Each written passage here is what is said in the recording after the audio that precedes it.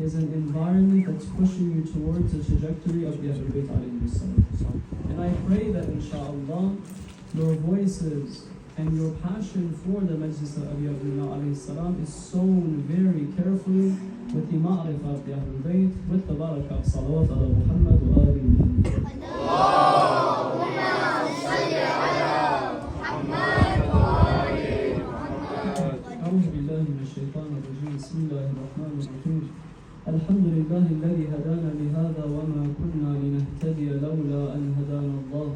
والصلاة والسلام على أشرف الأنبياء والمرسلين وخاتم النبيين سيدنا وحبيب قلوبنا أبي القاسم محمد. اللهم صل على محمد وعلى آل بيته الطيبين الطاهرين المعصومين المظلومين واللعن الدائم على أعدائهم أجمعين من الآن إلى قيام يوم الدين. أما بعد، فقد قال الله تعالى في كتابه الكريم: بسم الله الرحمن الرحيم: وليعلم الذين منهم آمنوا ويتخذ منهم شهداء. صدق الله العلي العظيم. صلوا على محمد وآل محمد. اللهم صل على محمد وآل محمد.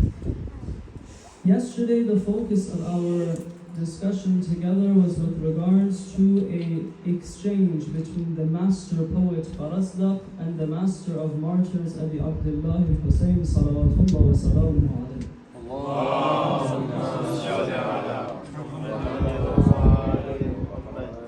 And in this exchange, Abu Abdullah alayhi salam posed a question to the poet Farazdaq. And he said, Farazdaq, I would like you to do a political analysis of what's going on in the Ummah. Please tell me, what do you think about the state of the people? And Farazdaq replies in a very poetic manner, saying, أَمَّا الْقُلُوبُ فَمَعَكُمْ وَأَمَّا السُّيُوفُ فَعَلَيْكُمْ. Or in another account, فَمَعَ بَنِي أُمَيَّةٍ.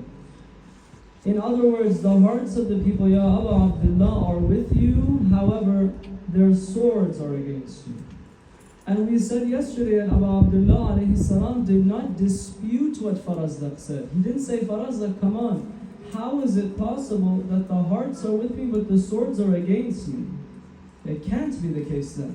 No, rather Abu Abdullah alayhi salam says, Ma araka illa sadaqta. I don't see your speech to be anything except the truth.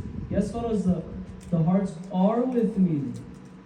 It is the case that wherever you go in the Ummah, with regards to me and my family, the people are inclined. The people do love me.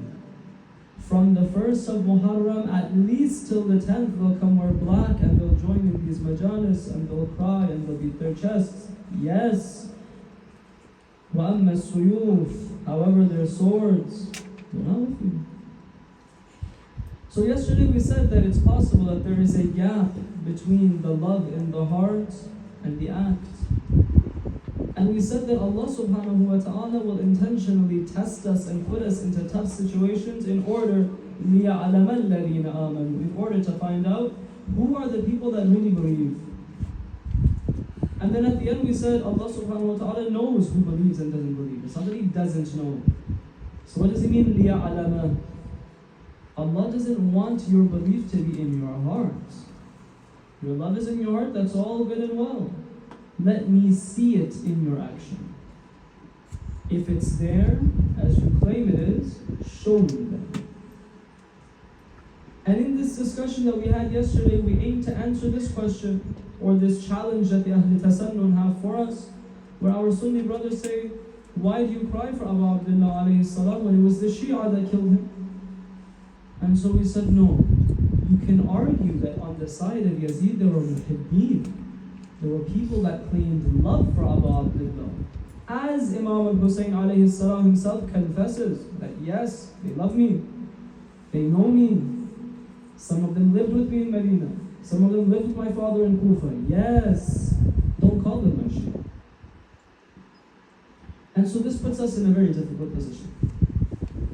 Because as we said yesterday, without a doubt, every single one of you that have gathered here in your dark clothing, that are taking hours out from these 2 weeks at the very least, to come and gather here and mourn and cry and beat your chest and to learn of the message of Abi Abdullah alayhi salam. Obviously, you and I are all amongst the muhibbeen of Abu Abdullah. That's for certain.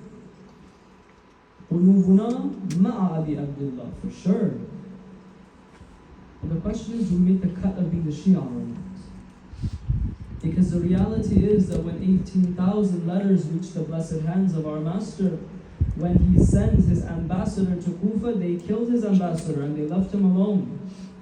Furthermore, a lot of those guys that wrote letters showed up to Karbala on the wrong side. Some of them even cried when Abu Abdullah alayhi salam was marching. So what that tells me is that it's not enough that I wear these black clothes and that every year I come here and I mourn.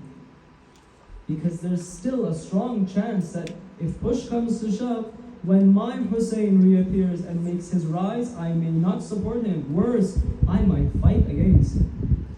So we have another question that we need to answer today as part of our two-part series. And that is, we clarify that the individuals whose hearts are with Abu Abdullah alayhi salam, if they're really with him, then their swords are striking in the same direction as the sword of Hussein. Question: can someone say that I am with Hussein in my heart and my sword doesn't strike Hussein either? Meaning, I love you, Ya Abu Abdullah, and I'm not going to stand on the side of Yazid on the day of Ashura. I'll stay in Kufa. I'll stay in Medina. I just won't come. So from afar, I love you, Ya Abu Abdullah. Do these guys make the cut too? That's our question. In the religion of Islam, in every single facet of our lives, whether it's personal, social, or whether it crosses international borders and cross-geographical bounds, no matter what aspect, no matter which part of our lives, with regards to which aspect of our lives, we need to know, is it okay in any of these situations to be indifferent? Passive? On the middle, right in the middle. Do we have such a thing as a middle one? I'll tell you a story. Maybe some of you have been to Banff. I have. When you go to Banff, some people say that while we're there on our vacation, we see bears. There were two men, and while they were hiking, all of a sudden they came across a bear. A big grizzly bear. And so they made a run for it. They started running, up until they found a tree. They climbed up the tree and they stayed at the top. But grizzly bears can climb trees. So they saw the bears climbing up the tree. So one man says to the other, he says, look, when the bear comes close to where we are, we're going to jump down and make a run for it.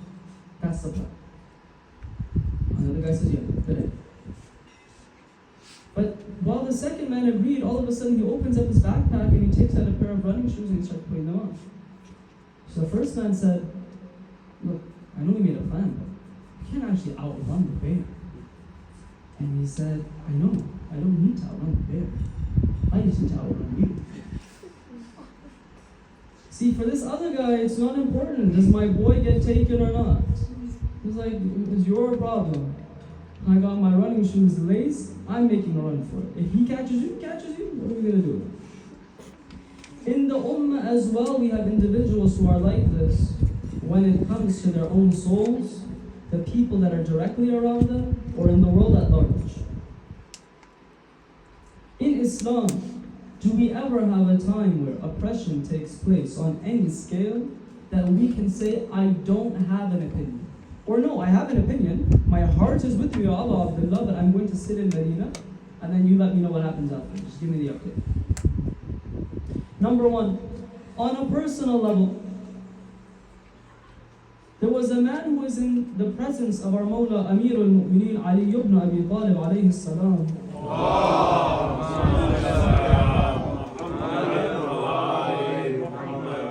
And this man in the presence of Imam Ali alayhi salam said, Astaghfirullah.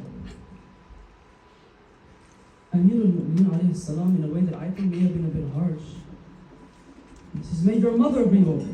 Woe to you. Oh, the guy just said, Astaghfirullah, what happened? Clearly from this reaction, Imam Ali alayhi salam wants to say something important. He wants to send a message home. He says, do you even know what the meaning of astaghfirullah is? Tell me, I said it, what's the problem? He said, astaghfirullah has 5 stages, or levels. We won't mention all 5, we'll mention the first one. The first one's enough for us.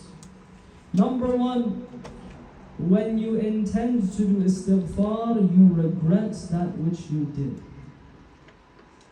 Make sense? He said, oh man, when you commit a sin, and then on your tongue you say astaghfirullah, in your heart as well you have to disassociate from the sin. Meaning, it is not the case that you can go through life saying, oh, there's a hellfire waiting for me if I commit this sin, astaghfirullah, astaghfirullah. But in your heart of hearts, you actually like the sin. He's not saying, step 1 to istighfar is be afraid that there's a hellfire and therefore say astaghfirullah. No, he's saying regret the sin. Understand that that which you did was bad. Don't have this pet sin that you keep to the side and say, astaghfirullah, astaghfirullah, but it's not so bad. It's okay. I know God doesn't like it, but I kind of like it. From step 1, Amir al-Mu'mineen alayhi salam was telling us something. He's saying it's not possible that you can say, I love Allah, and I even love His commandments, but sometimes I also love to break His commandments. Or the opposite, where I don't like His commandments, but I'll do them. I'll pray, I just don't like the prayer. I'll fast, I don't like fasting. Amir al-Mu'mineen alayhi salam says, when you want to go back towards Allah, you need to put away the sin even from your heart and come towards Allah holistically and wholeheartedly. You can't say, I'm going towards you, Ya Allah, but in my heart I really wish I could take a sip of that drink. Oh man. So you like it? In your heart there's a longing for it, then you haven't done istighfar yet. You're not a lost cause. You just haven't done istighfar yet. We haven't accepted you as a person who has done istighfar and entered into the realm of Iman. Not yet. Because in your heart you still like it. Imam al-Kadhim alayhi salatu was-salam, he said he sees one of his companions by the name of Safwan. Safwan, they refer to him as Safwan al-Jammal. Jamal means camel. Jammal means someone who either has a lot of camels or he works with a lot of camels. He says, Safwan, everything about you is good. Everything about you is good. There's just one thing that you do that I don't like. What is it? Everything is getting the stamp of approval. One thing is bad. What is it, ya Imam of my time? He says, you rented out your camels to Harun al-Rashid. And his Imam, wait a minute, I think there was a misunderstanding here. Harun, the caliph, he was going for Hajj. And he was taking a caravan, he needed my camels, so I rented it out to, what's the problem? I rented out my camels to a guy going for Hajj. Does it matter if it's Harun or... Safwan, tell me something. Do you want Harun to come back alive so he can pay you? He hasn't paid you yet. Yeah, he hasn't paid me, so yeah, I want him to come back alive. I would like that Harun lives long enough to come back from Mecca and give you my payment. He says, the one who wants their baqa, the one who wants the tyrant's survival is from them. Safwan, it's not enough for you to say you love me and that you hate him, and you also like making money off of him by renting out your camels to him. You like it that he remains alive for an extra 10 days to pay you? It's not going to cut itself off. Everything else you do is good. This is a problem. So number 1, on a personal level, my own actions that I do, I need to be able to disassociate from the wrong. I need to identify the sins that Allah has forbidden me from to be bad. And if in my heart I have a soft spot for the sin, we have a problem. In other words, Allah has not given me this free room to be able to okay a sin, not even for a personal action. In dua al-Qunut, you say, ظَلَمْتُ نَفْسِي. This dhulm that I do to myself when I commit a sin, Amir al-Mu'mineen alayhi salam is saying, if you're doing istighfar, then reject the sin. Make a promise to Allah, I'm not going back. You can't be indifferent with regards to your personal sin. This is number one. With regards to your personal actions, no indifference. There's no middle ground. I love Allah and I also love sin. Doesn't it? Number two, what about in society? There's one time where I commit the sin, but there's another time where the people around me are sinning. What about then? It's not me. There's no more ظَلَمْتُ نَفْسِي. He's doing dhulm on himself. What's it got to do with me? In another riwayah, Amir al-Mu'mineen alayhi salatu was salam,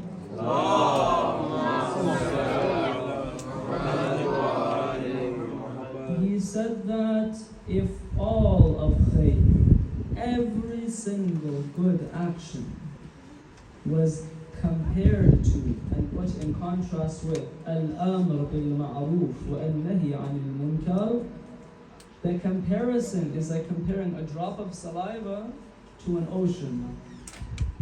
Meaning the importance of al-amr bil-ma'ruf wa al-nahi 'anil munkar is so important that even if you did all the other good things, it doesn't compare to this one.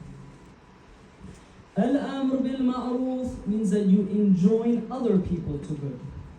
And al-nahi 'anil munkar means you forbid them from doing wrong. So already we have accepted this is very, very important. It's one of the most important things we can possibly do in society. Make other people join you on the right and move other people away from wrong. There are three levels to al-amr bil-ma'ruf and nahi 'anil munkar. The top level, meaning when really push comes to shove now, I employ this third level. It's the level of the hand, or the level of action, where I physically remove the wrong from the person. I'll give you a bad example that doesn't apply to any of you, inshallah. None of you. Sometimes there'll be a father in the house who's an alcoholic. And because of his abuse of this drug, alcohol is a drug at the end of the day, and the most addictive one at that, when he comes home, he's abusive in the house. He's beating everyone up, throwing things, breaking the glass, causing mischief. One time, not you, this metaphorical, hypothetical person comes and says, Dad, you drinking again? You shouldn't, you know it's haram.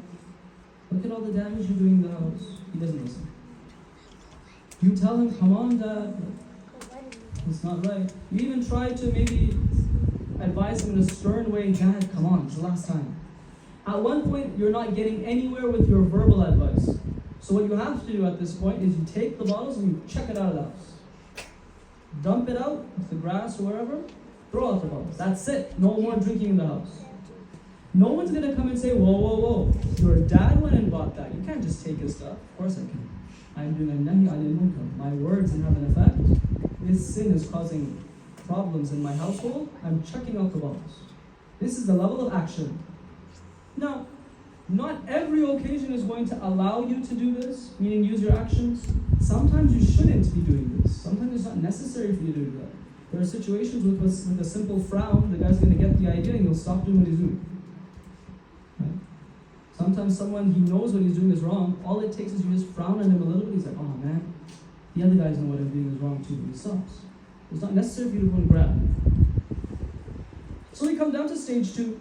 Sometimes we don't use action, we use stage 2. What's stage 2? Stage 2 is the verbal level of al-amr wa al-nahi.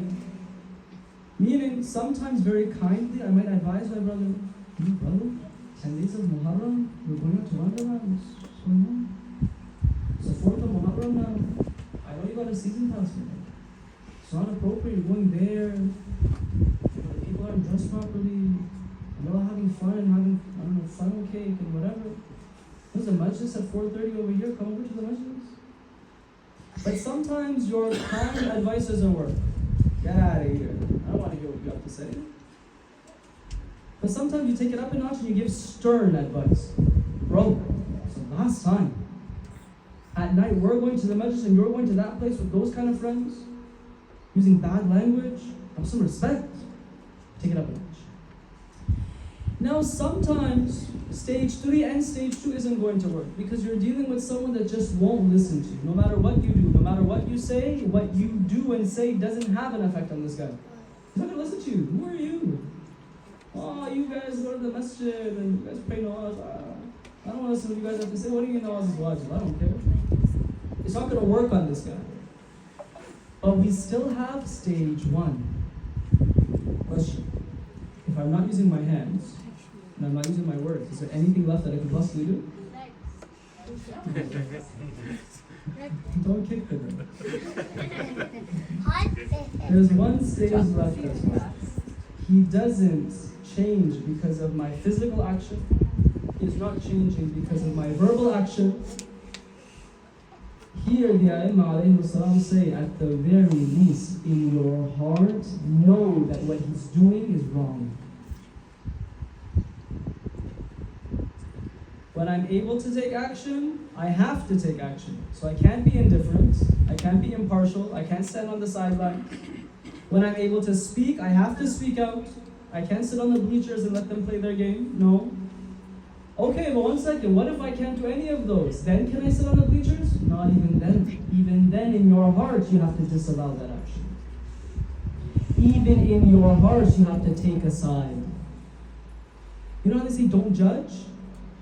Yeah, okay, don't judge the person, but judge the action. You have to judge the action. When Allah says this thing is haram, then you also are accepting that that is bad. Take a side. You can't see haram taking place around you. In your house, God forbid, in society, on the street, maybe in the masjid. And then you just, I don't know.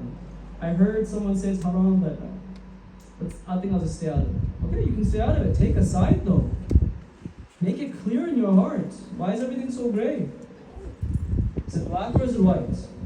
Very simple. Does Allah like this action? Does He not like the action? Fine, you can't do anything about Him. Fine. Take a side. So on the societal level, now we've accepted we don't have anything called indifference either. Okay? Remember where we started. The hearts are with the imams. Hearts is not the problem. The question is, can I sit in Medina? If it's a personal sin, no. If it's a societal sin, again, no. Okay. Last question. So it's not happening in me. It's not my sin. It's not happening directly around me. It's not my community. It's happening somewhere in the world, past my borders. It's not happening here in Richmond Hill. Somewhere else. Is it possible that then I can sit on the sideline and let it happen?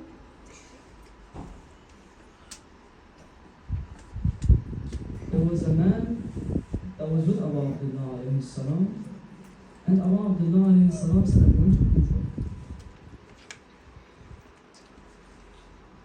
And he said, doesn't look like you have a lot of guys with you. 150 or so. You going to Kufa? Yeah, I'm going to Kufa. Ya Abu Abdullah, it looks like you're going to die a lonely death. And a lonely death doesn't really suit me. It's not my cup of tea. But I'll tell you what.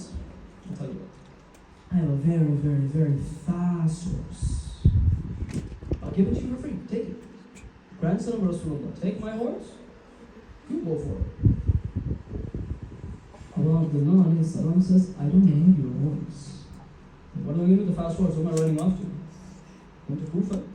At most, they're going to send me to Karbala, or I'm not running away. What am I going to do with your horse? I want you. When you come, I think I'll stay in Medina. Now here someone might be like, look. Imam Husain alayhi salam was making this decision to go. He's not forcing anyone to come with him. Yazid is doing the dhulm in other places. It hasn't reached Medina yet. Eventually it will, not today. Why can't this guy just stay back in Medina? Why does he have to go with Allah? Is it the case now that when the dhulm is happening outside of my own personal borders, I can be quiet and I can be okay with it? Remember yesterday, we spoke about a group of people whose entire worldview, the way that they see the world, their whole goal in life is that they go to university, get that dream job, land a career, retire early, and they go to, what did we say? Hawaii? Yeah, yesterday we said they go to Hawaii. Yet that guy is brave enough to make a stand for people that are oppressed in another part of the world that don't share their same ethnicity or their religion. Nothing to do with them.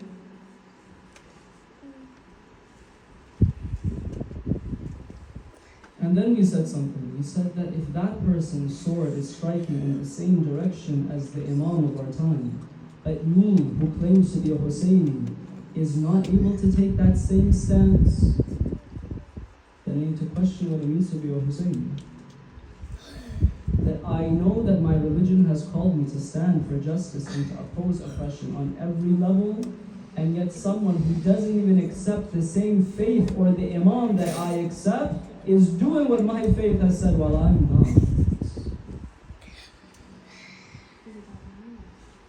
On the day of judgment, there are going to be people, inshallah, none of you. There will be people who will be called up to be asked about things that they think that they never did. Let's give two examples from the Quran and then we'll wrap. The first example, the people of Nabi Saleh. You know Nabi Saleh? Nabi Saleh goes to his qawm. Who's the qawm of Nabi Saleh? The people of Thamud. The people of Thamud, they worship like this big rock. Okay? There was this rock and like they would make sacrifices to it and they were funny people. They worship this big rock. Nabi Saleh comes and says, worship only one Allah. Allah cannot be seen. Allah is independent. Allah doesn't rely on you to build him. Is that Saleh? Okay. Sounds good. Logically it makes sense. If your God is the real God, do us a favor. Bring a she camel that's 10 months pregnant out from behind this rock. Make it appear. She camel, already 10 months pregnant from the get-go. Bring it from behind the rock. In the Quran, Allah subhanahu wa ta'ala says, فَأَقَرُوهَا. Which surah? So if you get the surah 10 times. Surah Shams, 10 times. Surah Shams. فَأَقَرُوهَا. Ha meaning the camel, she camel. Aqaru is plural. According to our historical reports, there was one man who killed this she camel. Nabi Saleh produces this miracle. He brings the she camel. Wow, we said bring the camel and you brought it. One guy goes and says, oh man, he brought the camel, let's kill it. And in the Quran, Nabi Saleh tells his people, this is Allah's camel, don't hurt it. And this one guy goes and he kills the camel. One guy. How many? The historical reports say, okay look, historical reports say, yeah, someone must have held it down for him. Then we have reports that say after the camel was killed, some people were kicking it. So don't come and say that in Surah Shams, Aqaru is plural, when only one person killed the camel, because all these guys were involved. Okay? All these people are involved, no problem. Answer me this. Answer this. You say Aqaruha is referring to all the people who were involved in killing the camel, okay? Then why did every single person from the qawm of Thamud, with the exception of Nabi Saleh and the Mu'mineen, everyone else got wiped out? Why? Allah subhanahu wa ta'ala punished every single one of them. For what reason?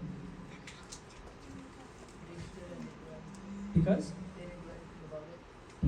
they weren't even ready to condemn it. It happened and they're like, oh, okay, it's life.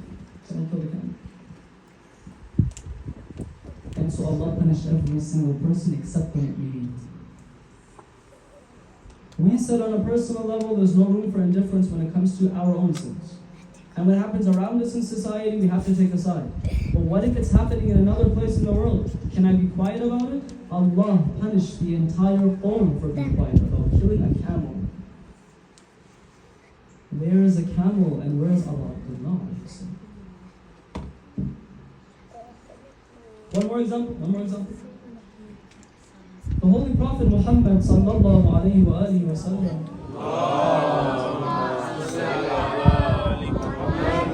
So far your salawats have been really good. This one I feel like you're a bit tired. One more louder salawat, please.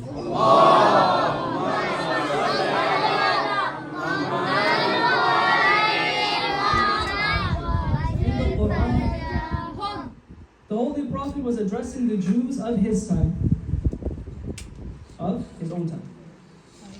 They said, Ya Rasulullah.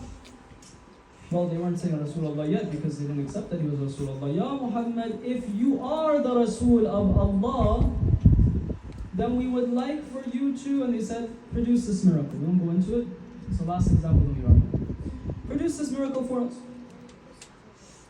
The Holy Prophet ﷺ said, the prophets that came, listen, the prophets that came before me did the exact same thing that you're asking of me. When did those prophets come? Before. Then the Prophet asked him a question. He says, then why did you kill those prophets? When did the prophets come? Before. But then he's addressing the people in front of him and saying, oh Jews of today, of my time, right here, why did you kill those prophets? These prophets came 1,000, maybe 2,000 years ago. Ya Rasulullah, they didn't kill them. You're not addressing the killers right now. You're talking to a whole different group of people. Why are you attributing murder to people that never saw the prophets who were killed? He said, the prophets before me brought this miracle. Why did you kill them? So this is a question that's in your head. So when the companion of the very same question, he asked Imam Sadiq alayhi salam, why is it that the Rasul sallallahu alayhi wa attributed murder to a people that never saw the prophets who were killed? Why? Imam Sadiq alayhi salam says, because none of them, generation by generation by generation, none of them disapproved of that murder. Every single generation was okay with it. You know what that means?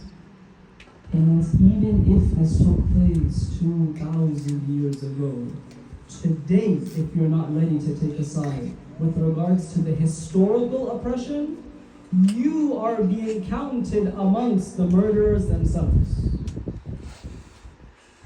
الراضي بفعل قوم كالداخل فيه معهم. The one who is content with the action of a group is there amongst them. He is counted amongst those people. Which is why none of you inshallah, there are people on the day of judgment who will look at their scroll of deeds and see sins that they think they never committed. Wait a minute. When did I ever carry out a genocide against people and kill over 180,000 people in a span of 9 months? I didn't do it. And then they will be told that you knew about it and you were okay with it. Do you know what that means? Imam Sadiq alayhi salam in the Ziyarat Warith, he says, how many people does he curse? فَلَعَنَ اللَّهُ أُمَّةً قَتَلَتْكَ وَلَعَنَ اللَّهُ أُمَّةً ظَلَمَتْكَ وَلَعَنَ اللَّهُ أُمَّةً سَمِعَتْ بِذَلِكَ فَرَضِيَتْ. Today, some people will say, Hussein rose up as a rebel against the caliph of his time. He shouldn't have risen up. You know what you're saying? You're saying you're okay with Karbala. Do you know what that means? It means the la'an of Imam al-Sadiq alayhi salam affects you today. No, you weren't there. I know. You didn't even perform the ziyarah of Karbala. You never set foot in Iraq. But the fact that today you're okay with what happened on the 10th of Muharram, the la'an of Imam al-Sadiq is affecting you as well. Lest you and I, who are black for Imam Husain alayhi salam, go through our lives thinking that we love him, but our swords, when it comes to oppression, are in its sheath. The condition of being a Husayni is not that your qalb is with Imam Hussein.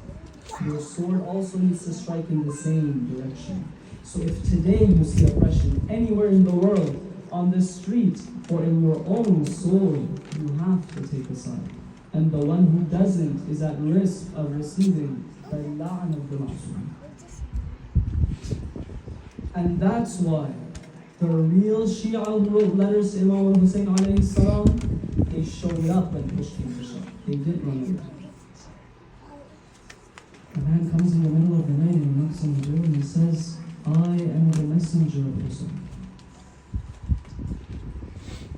Habib ibn Mubarak hears this and he froze for a second. and maybe he froze for a second too long, such that his wife says, Habib, the messenger, as soon as the door opens, he goes and opens the door, and he gives him a letter. إلى رجل فقيه حبيب بن مظاهر من الحسين بن علي. This is a letter to you, O Habib ibn Mudahir. Your master Hussein is alone in Karbala. You wrote a letter to me, and I'm waiting for you. My dear friend, I know you love me. I'm in Karbala alone waiting for you. He goes back, he sits at the table, and tells his wife, it's a messenger from Hussein. What did he want? He said, I'm alone in Karbala. I don't have any friends with me. Our numbers are few. We're surrounded. And he asked me to come. He says, and? Your Mawla is saying he's alone and you're sitting? Forget this dinner. Pack your bags and go. Habib ibn Mudahir tells his servant, he says, take my horse, all of Kufa is on lockdown. If there's a spot where we can escape, wait for me. This servant of Habib sees Habib isn't coming. He's waiting and Habib hasn't shown up. So he begins to converse with the horse. Little does he know that Habib is around the corner and he can hear. The slave says, O horse of my master, if Habib doesn't turn up, then I promise I will ride you and I'll give my life for my Mawla. Habib heard this and he said, I didn't know you were a lover of my master Hussein. And because of your love for the Ahlul Bayt, I said before. He says, Habib, you mean you're going to go and give your life for my Mawla and I can't come with you? Sallallahu alayka ya Aba Abdullah.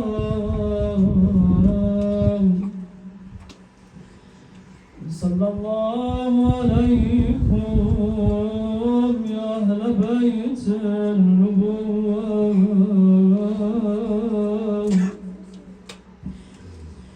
Every day the sound of takbir can be heard from the army of Yazid. Every day another 100, another 1,000 have joined the army of Umar ibn Sa'd. And every day now Zainab is looking around.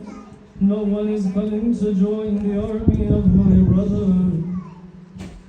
Until one day the sound of takbir can be heard in the camp of Hussein. Zainab says, what's the commotion? Someone tell me what's happening. Why are our soldiers sending the takbir? They said, Zainab, the childhood friend of Hussein has arrived. Habib has come from Kufa. Habib is saying, I wrote you a letter, Ya Aba Abdullah, so now I'll do my part. My heart was always with you.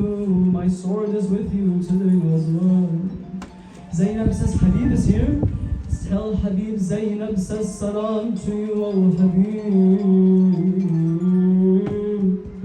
When Habib hears this, he throws himself onto the sand of Karbala. What day has arrived for the Ahl Haram?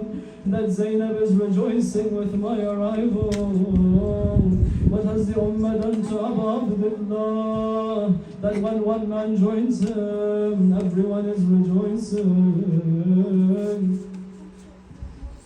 The day of Ashura comes, everyone is standing in their position. Habib is appointed the commander, he's the flag bearer.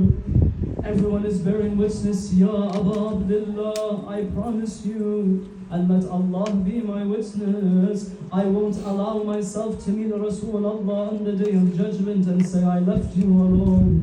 Till my last drop of blood I stood by you, Ya Aba Abdullah. But the time comes when the sun is directly above them and the adhan of Dhuhr is called. And the companions can hear the army of Umar ibn Sa'd saying, Hussein, there's no use. What is your prayer for? Your prayer is not accepted. Habib ibn Mudahir heard this and he went and he fought the enemy. My dear brothers, I want to say this. One by one, Habib and Zuhair and all of the companions gave their lives.